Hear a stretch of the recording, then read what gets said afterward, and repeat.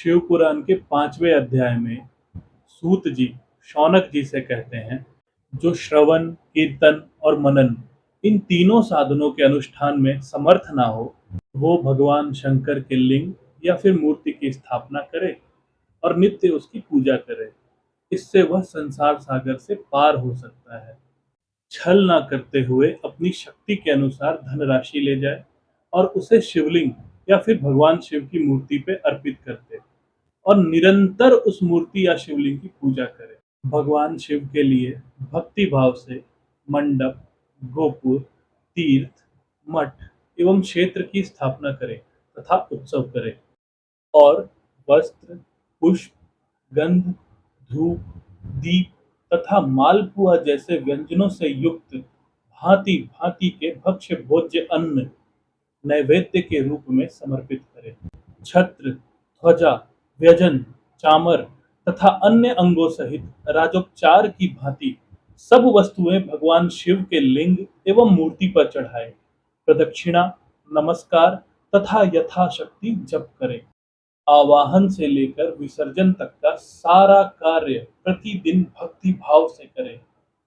इस प्रकार शिव मूर्ति या शिवलिंग की पूजा करने वाला पुरुष चाहे श्रवण, कीर्तन और मनन ना भी करे, तब भी भगवान शिव की प्रसन्नता से वह सिद्धि प्राप्त कर लेता है। ये सारी बातें सुनकर ऋषियों ने सूत जी से पूछा कि आप हमें यह बताइए कि जितने भी देवी देवता हैं, उनकी मूर्ति या विग्रह के रूप में पूजा होती है, लेकिन भगवान शिव ही ऐसे हैं जिनकी पूजा मूर्ति, विग्रह या फिर लिंग के रूप में होती है। ऐसा क्यों है? यह सुनकर सूत जी ने ऋषियों से कहा कि इस प्रश्न का उत्तर तो स्वयं भगवान शिव ने ही दिया है। सूत जी कहते हैं कि एकमात्र भगवान शिव ही ब्रह्म रूप होने के कारण निष्कल अर्थात निराकार कहे गए हैं। रूपवान होने के कारण भगवान शिव को सकल भी कहा गया है।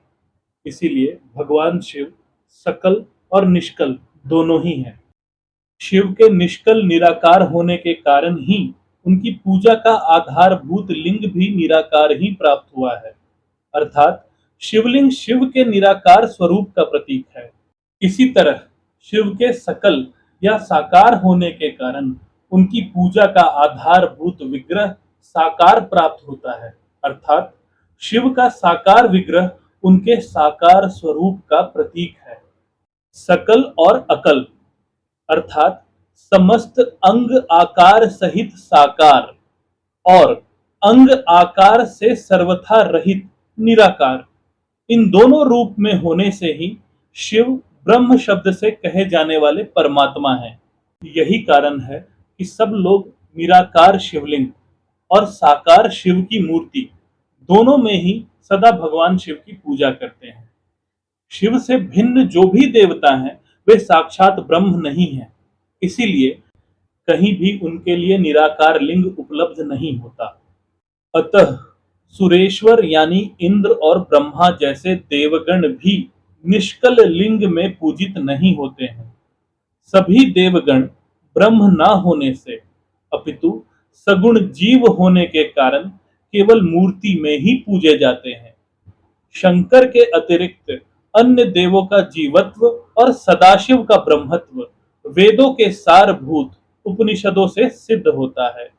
वहां प्रणव यानी ओमकार के तत्व रूप से भगवान शिव का ही प्रतिपादन किया गया है।